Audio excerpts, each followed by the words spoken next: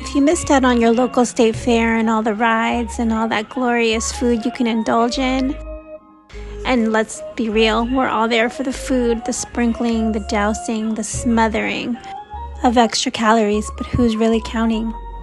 So come hang with me today and I'm going to show you how to make a Carnival favorite easily in your own home. Today we're making a deep fried Mars bar or any chocolate bar of your choosing. Now if you've never had a deep fried chocolate bar before, you are in for a treat.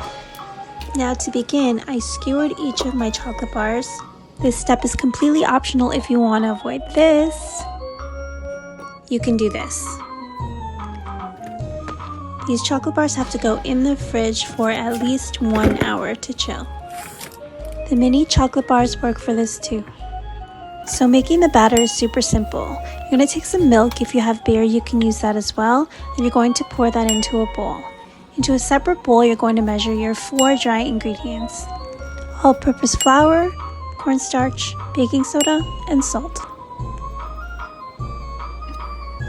Be sure to give a quick whisk to the dry ingredients before you add them to the wet. And you're simply going to combine this until you have a homogeneous mixture.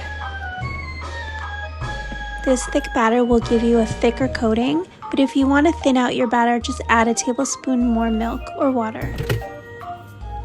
Now that your batter's ready, it's time to take out your chocolate and prep our fryer. When deep frying, it's important to use an oil that has a high smoke point.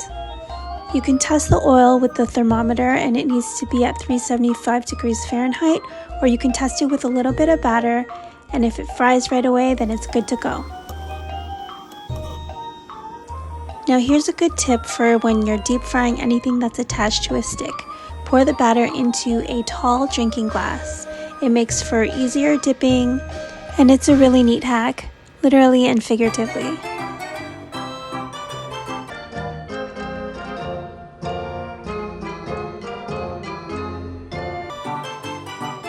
When dipping your chocolate bars, make sure you swirl a little of the excess off. Once it hits the oil, it will only take about 30 seconds for it to cook.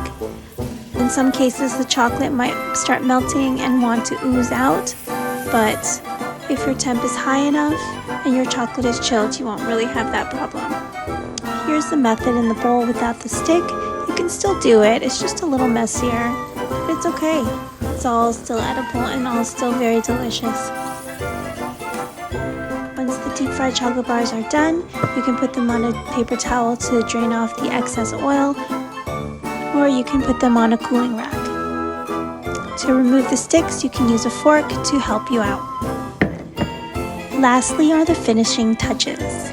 Of course, we're going to sprinkle some icing sugar on this. This sweet little delight is meant to be eaten right away.